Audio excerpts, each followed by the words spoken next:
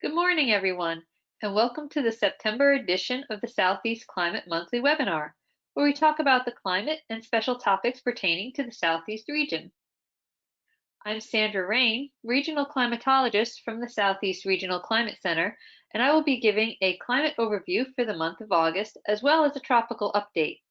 We're fortunate today to have a few guest speakers, Jeff Dober from the Southeast River Forecast Center, who will provide a water resources overview, Pam Knox from the University of Georgia, who will give an agricultural impact update, and Victor Murphy from the National Weather Service Southern Region, who will provide an ENSO update. We thank them all for joining us. Just a reminder before we begin, please type any questions in the question box at any time, and they will be answered towards the end. Also, please fill out the survey to help us with future webinars. And a recap email with a link to this recording will be sent out in the next day or two. All right, let's begin with August.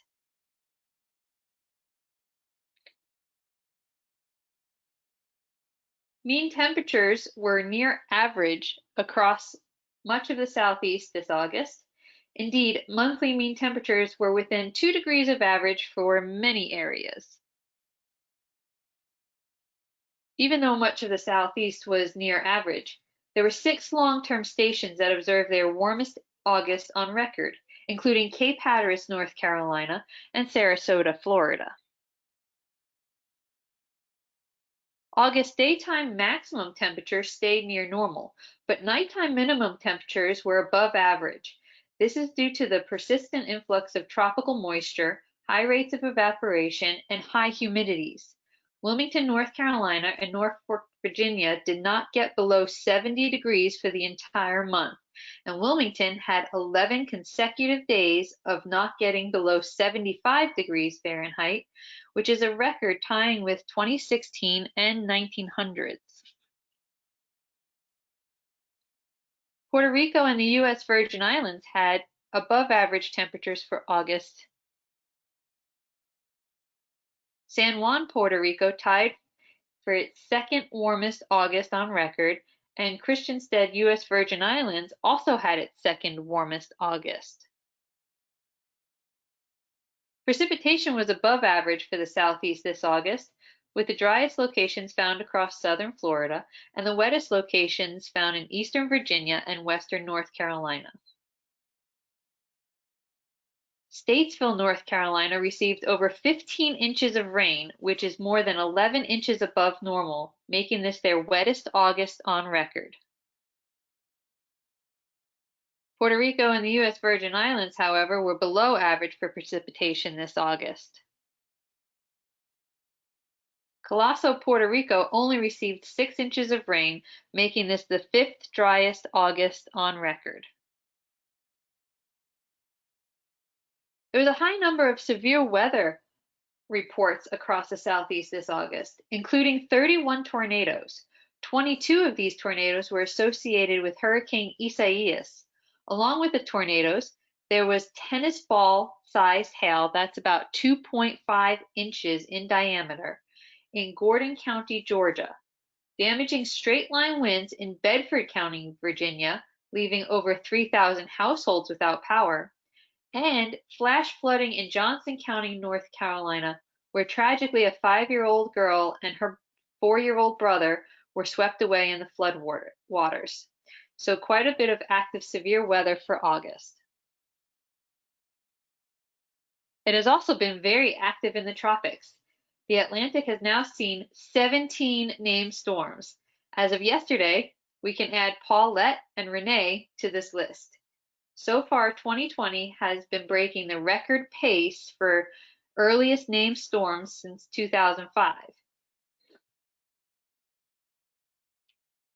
Of these 17 named storms, we've had 7 that have made landfall in the United States, with dozens of watches and warnings along the Gulf states and along the entire eastern coastline. As mentioned in the August webinar, Hurricane Isaias made landfall near Ocean Isle Beach, North Carolina on August 3rd, with peak winds of 85 miles an hour. Unfortunately, the 9-foot storm surge associated with the hurricane destroyed many sand dunes and sea turtle nests in Oak Island, North Carolina. And at the height of the storm, over 53,000 customers were without power in Brunswick County, North Carolina. Following Hurricane Isaias, we had tropical storms Josephine and Kyle. Fortunately for many, they stayed out to sea. Then we had Hurricanes Marco and Laura. Marco was the third hurricane to form this season, but rapidly weakened after making landfall in southeast Louisiana. Hurricane Laura was the first major hurricane of the season, reaching Category 4 with winds of 150 miles per hour before making landfall in southwest Louisiana. Before impacting the U.S., however, Hurricane Laura passed by Puerto Rico, dropping over 6 inches of rain across the southern and eastern portions. Numerous reports of landslides and flooding, including 2 people that had to be rescued due to the rapidly rising Toro Negro River.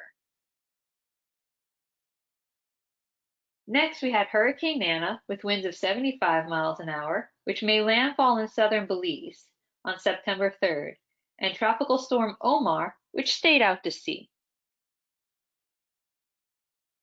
So it's been a very active season, and we are still at the peak with no signs of slowing down yet.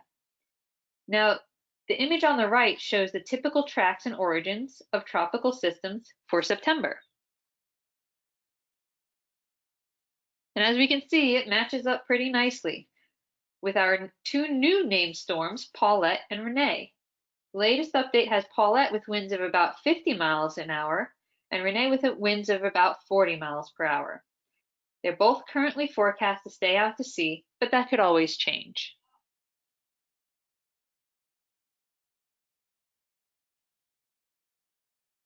As you can see from these images.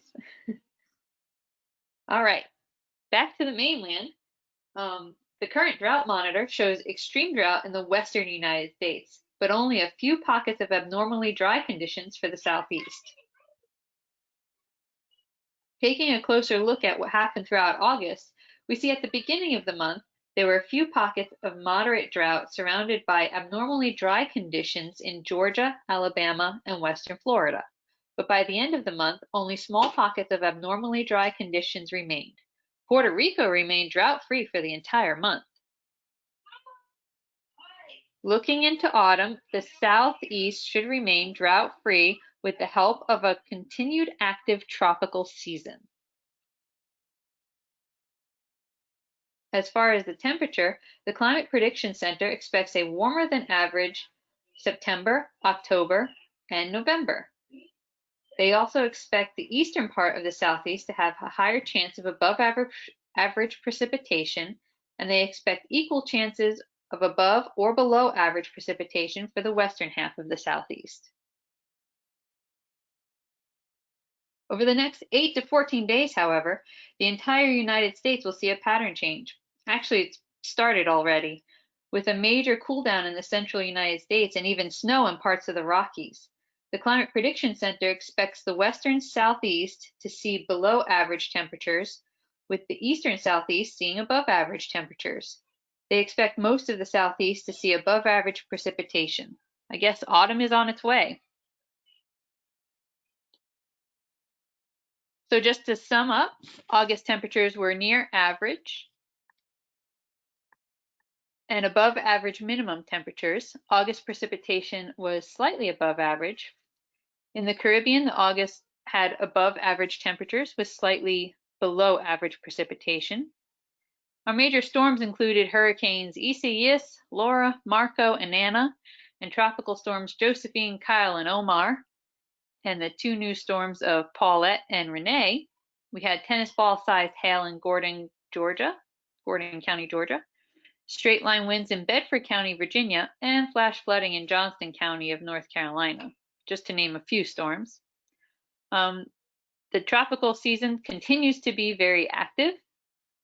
There was no drought for Puerto Rico for August, but drought improvement for the southeast, and now only a few pockets of abnormally dry conditions remain.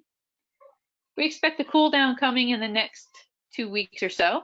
However, it still should continue to be wet across the southeast. And autumn will be warm and wet, with the southeast relatively drought-free because of the active hurricane season. All right, I'm going to throw it over to Jeff, who will give us the water resources update. Okay, great. Thank you, Sandra. And so here's our first slide. You can see the picture on the left there. That is our 28-day average stream flow map provided from the U.S. Geological Survey for the southeast. And lots of green and blue dots there, as you can see, meaning near normal to much above normal across most of the southeast. Very little orange or red colored dots there, meaning hardly any below normal stream flows across the entire southeast. So doing well there as far as water resources. The graph on the right side there, that's the 28-day average runoff duration hydrograph, and you can really see, really since mid-spring, we've been pretty much in that normal range. That's the black line that sort of slides down through the green color there. From April to recently, we've bumped up there to above normal in late July and August. But for the most part, we've been having a pretty good year as far as water resources and stream flow for the southeast region. Go to the next slide. And we see our river our flood impact river current conditions, and we've got some flooding ongoing right now. We've got some flooding in the lower Neuse River in North Carolina, some ongoing flooding, minor flooding there, and then some very typical bankful and isolated minor flooding there across the central Florida area. But nothing much going on in most of the other parts of the southeast, as well as Puerto Rico. Next slide. And this is pretty typical. Here is our river flood climatology for the southeast, looking back from 1975 to 2019 for 103 of our select forecast points. And we're in week 37 here as we begin the second week of September. And we can see this is sort of our secondary river flood season for the southeast. And this is, again, most likely what you would attribute it to the tropical season. But a large component of these floods, if we go to the next slide, are from our forecast points in Central and South Florida, which when we look at their river flood climatology, this is indicative of the Florida Peninsula wet season. You can see typically their flood season begins in week 25 during the early summer, and that lasts all the way through early October. But we're in week 37. We're really close to the peak, and this is attributed again to the wet season, the growing wet season through the summertime down across Central and South Florida, in combination with the tropical season. But that seems to, you can see that seems to cut off over the next few weeks. So as far as forecast river flood conditions, river flood potential, we see across the southeast, this is our long-range 3-month outlook that you can find on the Advanced Hydrologic Prediction website, the AHAP's website. And we can see a scattering of orange colors there, meaning greater than 30% chance of river flooding across these areas. And it's mainly in the locations that have minor flood vulnerability based on impacts being a little bit lower. But you can see in general across the Carolinas, South Carolina, the coastal plain of South Carolina, as well as across Central Florida around the Tampa area, it's not uncommon to see minor flooding, bankful conditions this time of year in those areas, as well as some of our more frequent impact flood areas. We do have a small headwater there just north of Atlanta that has a tendency to flood during the summertime, as well as some locations in the upper Tombigbee there. That's in the Tombigbee River in the western Alabama, northeastern Mississippi area. So these are based on current model soil conditions, our ESP-based forecasts. And this again is for September, October, and November. But overall, if we go to the next slide, our overall general forecast as we go into into late fall is for above normal stream flow conditions and above normal flood potential across North Carolina, especially as these rivers are really prime for river flooding right now. And especially considering the tropical tropical storm forecast. So if an event were to occur in North Carolina, would be a target for a tropical storm, they would truly be primed for some river flooding, and we continue to watch that carefully. But as far as the other areas, we're calling for near normal river flood potential and near normal stream flows. And keep in mind that many of the streams and creeks right now are near their banks around the Tampa area and parts of Central Florida. And this is typical. So this would be why we're calling for near normal flood potential around that area, because really flooding is truly typical this time of year. Next slide. So as Sandra pointed out, not much drought, just those small little areas of abnormally dry conditions. And I think that's all I had. In summary, the stream flows remain above normal across North Carolina. And the forecast is to continue to see stream flows near to above normal across most of the North Carolina rivers. And keep in mind that some of those rivers come down into the coastal plain of South Carolina, the PD River. Some of those rivers end up in the coastal plain of South Carolina as well. So those will be the focus areas. And then typical seasonal minor flooding in Central and South Florida. And then as well as drought potential remaining below normal.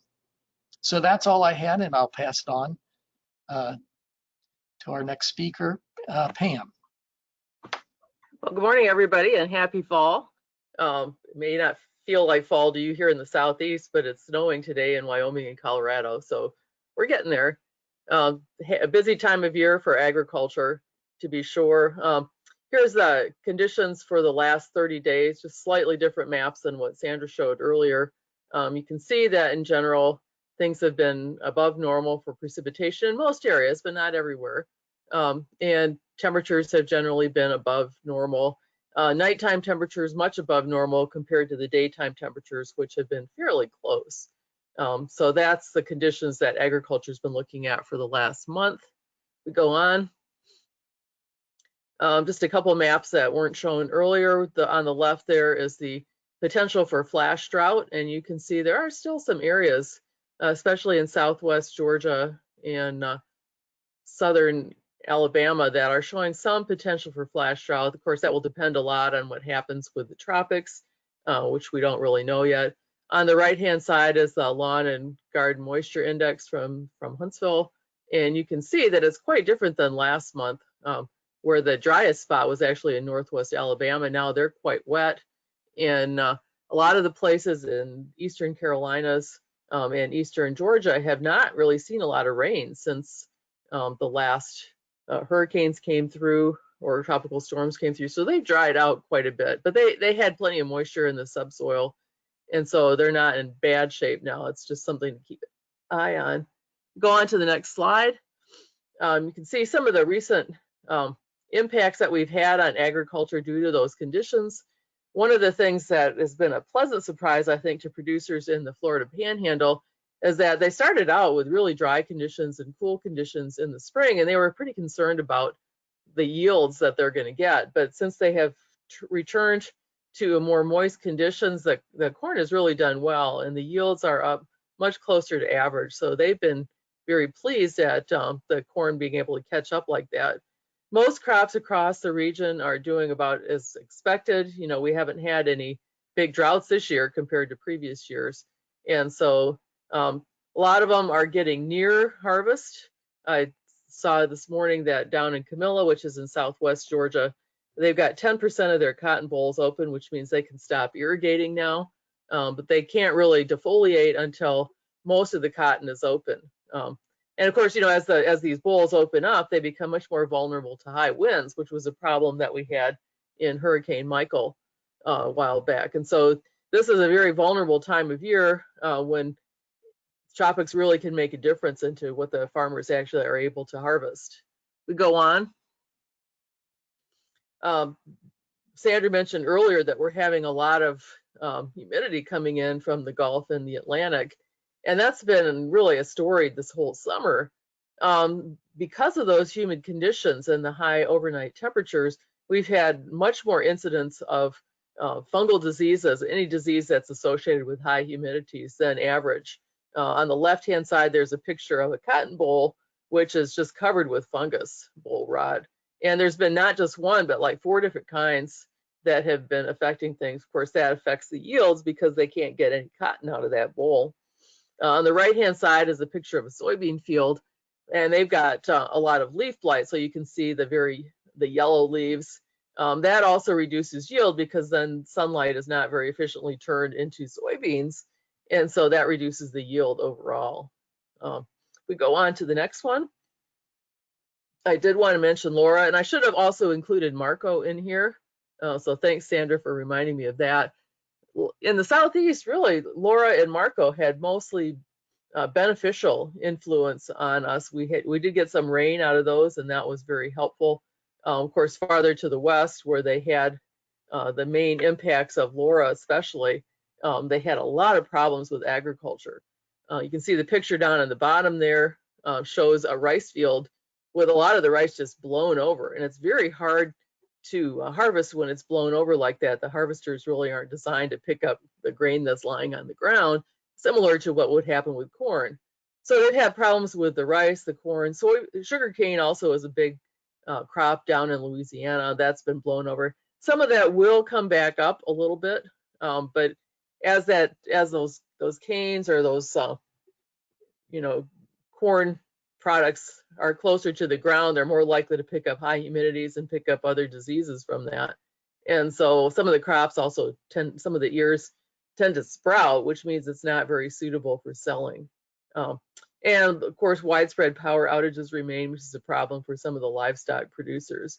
So you can see the map of the graph there of rainfall for the last 2 weeks shows that a lot of the rain, and again, that's mostly from Laura, really bypassed a lot of the Southeast, which is why the lawn and garden moisture index is showing us in such dry conditions in Eastern Carolina and Eastern Georgia and so on. Go on to the next slide. This is a very vulnerable time for agriculture because this is the time of year when they're doing most of their harvesting, and it's also a time of year when we get a lot of these tropical storms that come in. So far, the next week or two looks pretty good. There's one investigation number 94, which is off the east coast of the US, which is predicted, if it develops, to probably hit South Carolina or North Carolina. May not even reach tropical storm status, but it could still bring some rain. So that's something to keep an eye on. Most of the big storms, the named storms right now, are far out to the east and are not going to affect us, but we still have half the season to go. And so that's going to be a continuing concern for agricultural producers. We still have problems with the humidity-related fungal diseases. That's going to continue. Could also cause some problems with aflatoxins in peanuts. Cotton bolls, as I mentioned, are starting to open, and so if we do get high winds, that's going to be a real problem. Hurricane Michael hit 1 week before harvest, and a lot of the harvest was just blown away because they didn't get a chance to get out into the fields and collect that cotton ahead of time. So they're very concerned, and a lot of people planted early this year, hoping that they'd be able to avoid that. Of course, they're planting earlier, so it's really getting ripe or ready to harvest earlier in the tropical season, which means there's a higher probability that they're going to get hit. Pecan nuts are nearly full, but they're not mature yet, which means they really need another month on the trees before they're ready to shake them out and harvest them. So both in Hurricanes Irma and Michael, we lost a lot of the nuts, which are very valuable agricultural commodity. And so those are something that the farmers are going to watch very carefully in the next month, watching the tropics with some concern for sure. High rains near harvest could cause some damage to peanuts. They're not quite there yet. Another month, it's going to be much more of an issue. Sweet potatoes in places like North Carolina, it's also something that could be a cause for concern. but something, again, we'll just have to watch. There's nothing that we see in the offing in the near future when we're watching that investigation to see what happens with that, but I haven't really seen any rainfall forecasts from that yet. So if we go on, here's my summary. Some areas recovered from the spring dry conditions and saw better corn yields than expected, especially down in southwest Georgia and the Florida Panhandle and southeast Alabama. Continued high humidity is causing problems with diseases like boll rot, white mold, and leaf blight. Hurricane Laura and Marco brought some rain to the southeast, but caused damage to crops to our farmers to the west. And then really the next 1 to 2 months is the key for damage to our agricultural crops, depending on where the tropical storms go. So we're going to be watching that very closely. And I think that's all I've got, and we'll pass it on to who's next. Victor. Oh, thank you, Pam. Good morning, everyone. As Pam alluded to yesterday, it was, I believe, 95 degrees, 93 degrees in Denver, and this morning it's 35. They got a mixture of snow and rain, so fall is on the way. My topic today is going to be the, it's called ENSO, the El Nino Southern Oscillation. It's what's often associated with El Niño, La Niña. What is it and why it matters to the Southeast U.S.? Next slide. Okay, so the oceans comprise 70% of the Earth's surface. Quick geography lesson here. The Pacific Ocean itself comprises 30% of the Earth's surface. All land masses on Earth would fit within the Pacific Ocean to show you the immense size of the Pacific Ocean. So if you have minor changes or perturbations in the Pacific Ocean sea surface temperatures, or SSTs for short, what impacts will those have downstream in North America? And researchers have been paying close attention to this since about the early 70s or so. And it came up with the what's called as the El Nino Southern Oscillation. Next slide. And basically, what that is just simply either warming or cooling, and when compared to normal, for a small swath of the Pacific Ocean along the equator between about 120 degrees west longitude and 180 degrees west longitude. I have those two red boxes there on the bottom slide. So roughly from about the California coast, if you will, as far as east-west goes, so the equator from California coast westward to the date line. And so about 5 degrees north and or 5 degrees south of the equator, in that area between 120 degrees and 180 degrees, that's the area that we look at as far as El Nino or La Nina goes. So the warm anomalies, like the image in the bottom left there, warm anomalies show, are called El Nino, and the cooler than normal anomalies on the bottom right are called La Nina. So we're talking about temperature anomalies of about maybe 1 degree Celsius, half a degree Celsius to perhaps 1 degree Celsius anomalies. So about 1 degree, that'd be about 1 degree Fahrenheit. So we're talking for La Nina events, bottom right, that area is about 1 to 2 degrees Fahrenheit cooler than normal. For the El Nino events on the bottom left there, we talk about 1 to 2 degrees Fahrenheit warmer than normal in that swath there along the equator. And we've got a bunch of buoys out there that measure this. They're difficult to maintain. A lot of times they fail, but by and large, this is the beauty of having remote sensing, in which you can put buoys out there in the Pacific Ocean. Obviously need to be maintained and serviced. But from these buoys, we glean all kinds of tremendous information, which allows us to make longer term forecasts and predictions. Next slide. So right now on this graph here, this is we're looking at that red rectangle I have. If you look at it from along the x-axis or horizontally, you can see it starts 120 degrees west on the east side there and ends at 180 degrees west on the west side. And we're looking at a time series here from the top down. The top is October of 19, and as we work our way down, we're looking at current time. So you can see in that box there along the equator between 120 north and 120 west, 180 degrees west.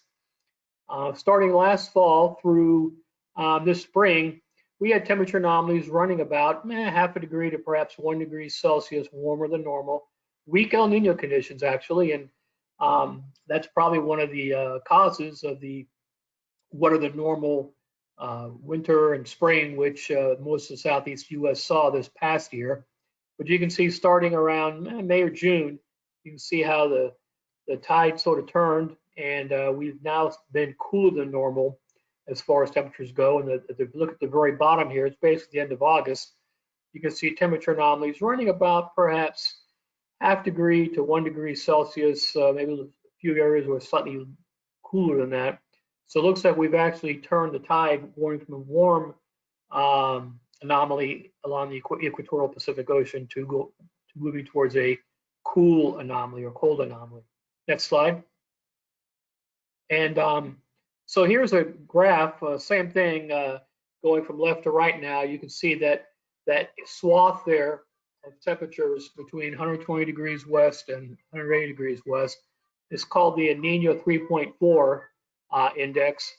And you can see it starts here in January 2016. We had a very strong El Nino in the cold season of 15 and into 16. You can see as much as 2 degrees Celsius above normal. Since then, we sort of bounced around. You know, I've got the rectangle here, the blue rectangle shows 0 plus 0.5 on the upper bound, minus 0.5 on the lower bound. Anything above this blue line here would be El Nino. Anything below the blue line at the bottom would be La Niña. So we sort of bounced back and forth since early 16, sort of bounced back and forth, you know, between the plus or minus 0.5. Did have some weak La Niñas, excuse me, El Ninos here in early 18 and 19 and 19 and 20. But you can see here now the pretty dramatic cooling that's taken place in the spring and April, May, June timeframe of 2020. And you can see now where the sea surface temperature anomalies basically are about negative 0.5 now, actually negative 0.52. So, and negative 0.5 is pretty much the threshold for La Niña. So we're just now entering the La Niña threshold, the La Niña category, if you will.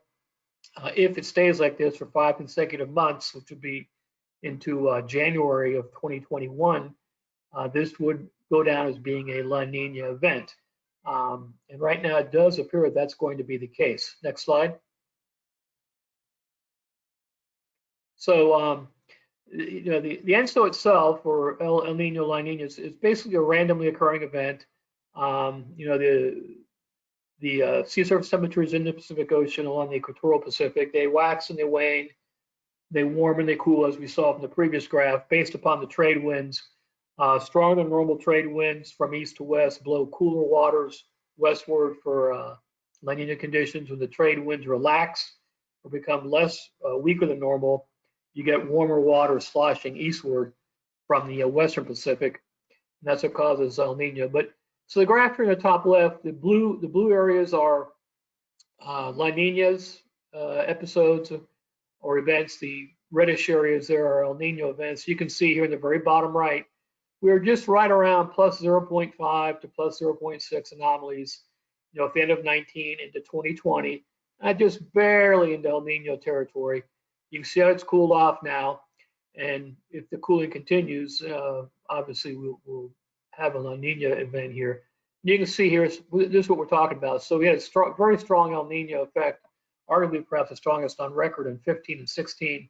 Sea surface temperature anomalies reached about 2.6 degrees Celsius, which is almost 5 degrees Fahrenheit. Very strong event in 15, 16. Conversely, in 2011, which is a big drought year, we had a strong La Nina, and you can see the temperature, 2010 and 2011, you can see the sea surface temperature anomalies were about 1.5 degrees Celsius cooler than normal. Next slide.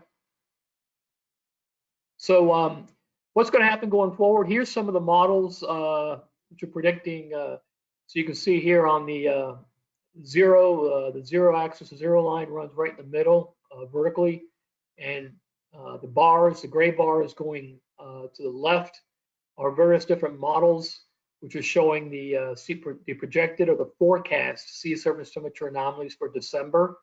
And you can see the bulk of them are into the bluish area here. So models are predicting that the cooling in the equatorial Pacific will continue into the wintertime.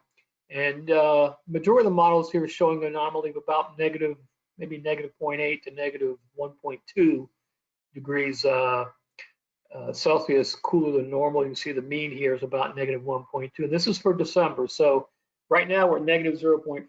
So it looks like it's forecast to keep on cooling or to continue cooling into the wintertime.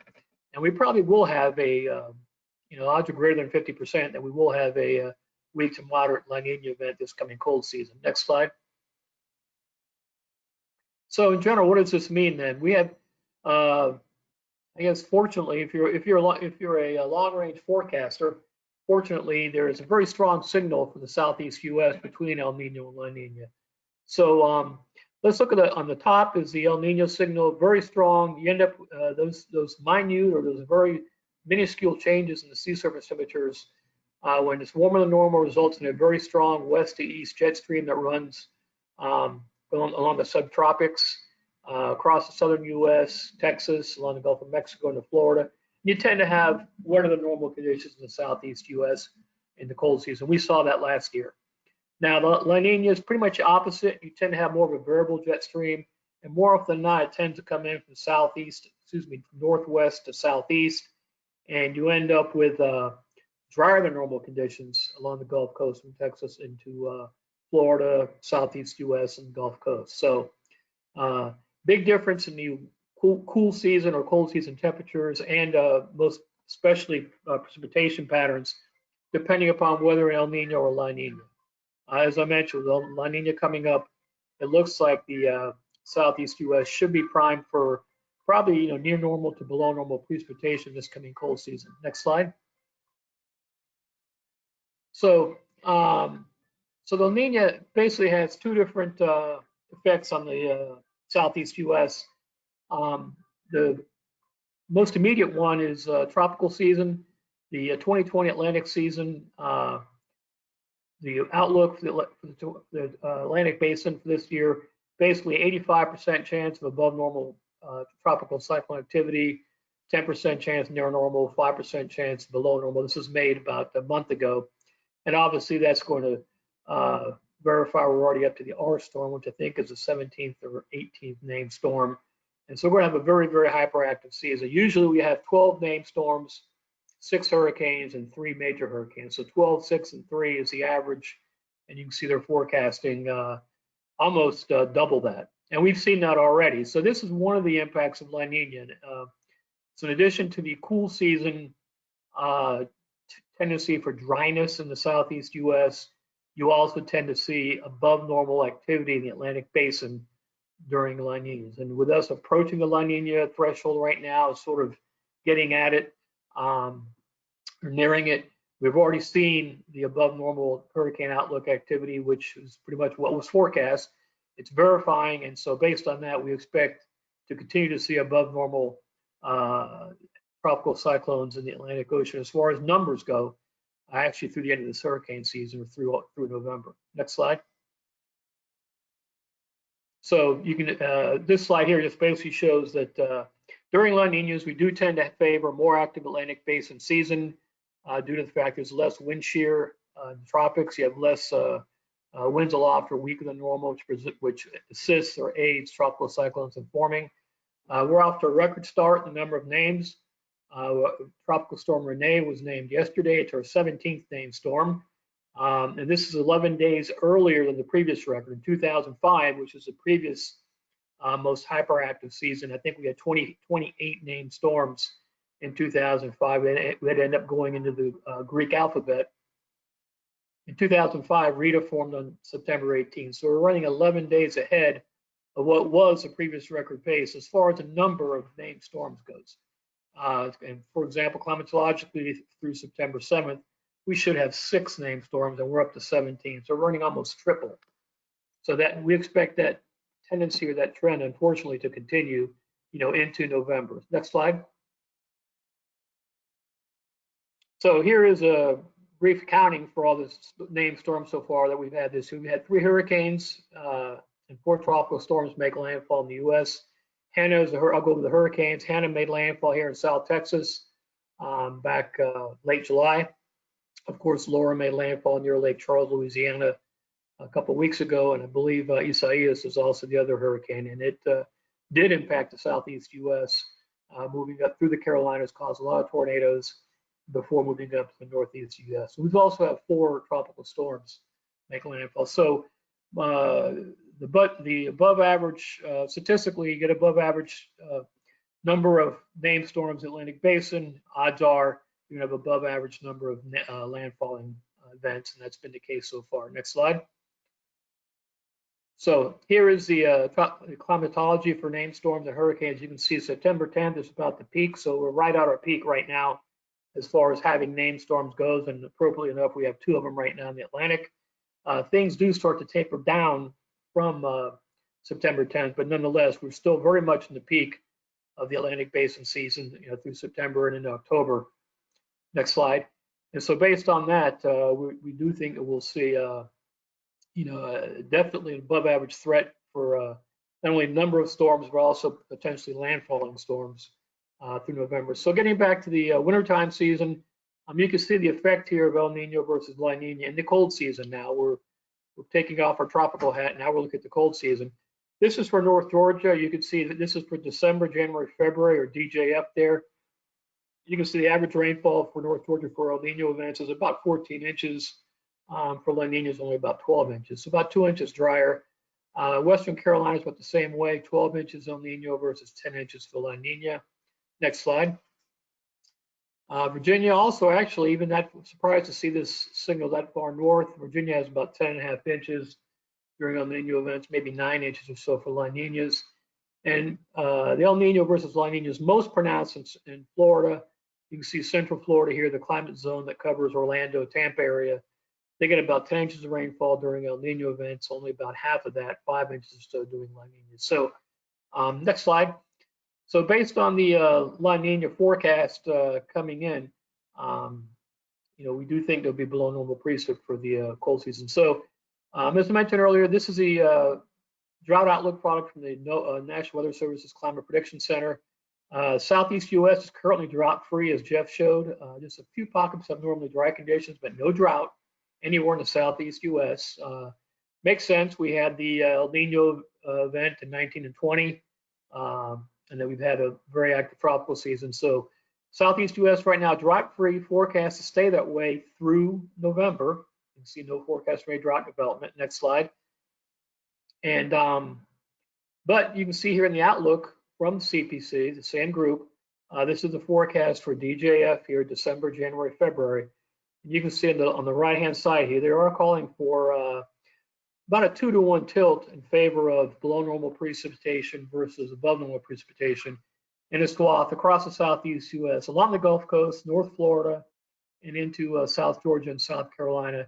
As you work your way northward, you tend to get wetter, and you can see actually above normal precip forecast in the Ohio Valley and Great Lakes. And this is a classic La Nina signal.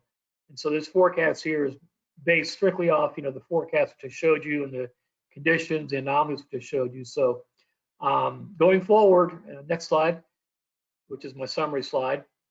So ENSO, or El Nino La Nina, is a naturally occurring warming or cooling of the Pacific Ocean that tends to peak in the wintertime. The warm phase, El Nino, favors decreased Atlantic Basin hurricanes and above normal rainfall or precip in the cold season for the Southeast U.S. The cold phase, which is sort of where we're at right now, shows increased Atlantic Basin tropical cyclone activity, which we're definitely seeing. And it also calls for below normal cold season precipitation, which is what the forecast is pretty much. So based on that, I'll go out on a limb and I'll say that the cold season precipitation for the Southeast U.S. is forecast to tilt towards drier than normal. And I think there will be some risk of drought development, but not until the spring of 2021. The wintertime in general, very wet, wettest time of the year.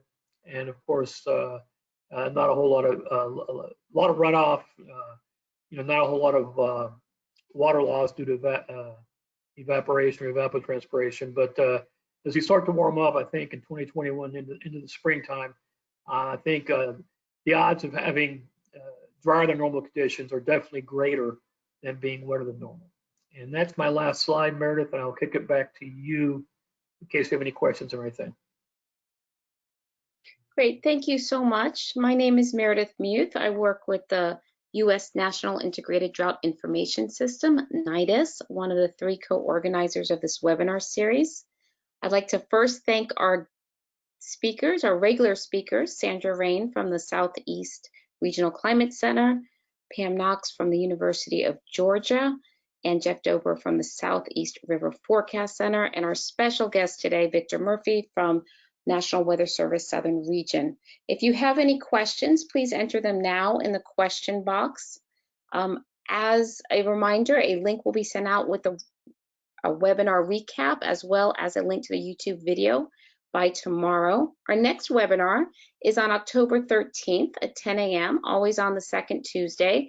And we'll also have guest presenters to talk a little bit about something called condition monitoring, as well as a description of fall foliage and why we see what we do. So really timely and interesting. Please join us. Here's a link where you can register.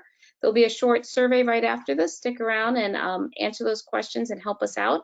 And as always, if you have any comments or suggestions, we welcome them. My contact information is on the screen. We now have 2 questions. Again, please feel free to add more.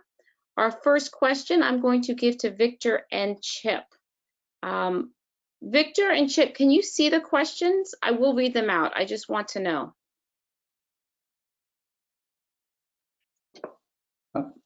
I don't see the questions, Meredith. Okay, great. Then I'll read them out. High summer precipitation in Southeast USA is associated with the southeast position of the North Atlantic subtropical high western ridge. Do we know if that is what happened during the past summer of 2020? So Victor or Chip, would you like to answer? I'll go ahead and take a stab, Meredith. I haven't really been following that position of that ridge on a day-to-day basis. Of course, it depends, day-to-day weather as opposed to climate, as opposed to longer-term climate. Day-to-day weather, fluctuations, patterns come and go, and have a lot of variability. But I think, needless to say, if you have 17 named storms, by Labor Day, which is, like I said earlier, about 3 times normal, you're going to have a certain amount of landfalling storms. You're going to have a certain amount of storms that sort of go around that ridge and stop moving westward and start curving, in a clockwise fashion, start curving northward up the coast, which is what Isaias did, I believe Faye did earlier in the southeast, and of course Lord did it also for Louisiana. And so, depending upon the strength of that ridge, the storms either curve further east up the east coast, or they continue tracking westward into the Gulf of Mexico. But no, I have not been following the day-to-day strength or variability of that Atlantic ridge that you refer to. And Chip here, I'll just add on to that a little bit. It's been, it was reported this month, and I think there's been reports earlier in the summer. It's been exceptionally moist in the southeast. We've had a lot of days with winds with a strong southerly component. So that brings in Atlantic moisture and Gulf moisture. And so like Victor, I haven't followed conditions closely, but I do know, we had conditions very warm up to the north over the summer. We did have a lot of ridging up around, towards New England and so forth. So anyway, those patterns are consistent with, what you're referencing there. And so that kind of pattern would steer more tropical systems. We've had an extraordinary number, would steer more of them towards the U.S. coastline. And indeed, that's something that we've seen this summer. Great, thank you. That was Chip Conrad from the Southeast Regional Climate Center. Our next question is related to La Niña and MJO. So I will also perhaps ask Chip or Victor to answer this. Question is there any connection between La Niña and the strength of the Maiden-Julian Oscillation and any resultant number strength of the hurricane season? Okay, this is Chip here, and the Maiden-Julian Oscillation is not something that I'm an expert at, but I will say that you have a lot of variability in that over the course of the hurricane season, and so if it's in the right mode, then that coincides with La Niña conditions in the equatorial Pacific that you can have periods during, again, during the hurricane season where if it's in the right mode and you got a La Nina, then you can have an extraordinary number, of tropical systems. Yeah, Meredith, this is Victor. I'll jump in. So the ENSO or El Nino La Nina is sort of the background conditions. It's either sort of always there lurking in the background, if you will. I mean, El Ninos, La Ninas, as we saw from some of those temperature graphs, they last, multiple months, 5, 6 months at least, sometimes multiple years. So that's sort of the background condition. So the pump is either primed or not primed, for depending what you're looking for. And in the summertime, if you're looking for Atlantic Basin, hurricanes or tropical cyclones, when you're in La Nina like we are right now, the pump is pretty much primed. So background conditions are definite, green box or green check as far as being primed. And the MJOs are just week-to-week intraseasonal events, sort of, waves that move across the atmosphere. And when you get those waves into the right location over the Atlantic Basin or over the Gulf of Mexico, then you tend to get a big flare up in Atlantic Basin cyclones. And we've seen that. If you notice, we go like about a week or two without a whole lot of activity, then we'll go through 2 weeks or so with a lot of activity.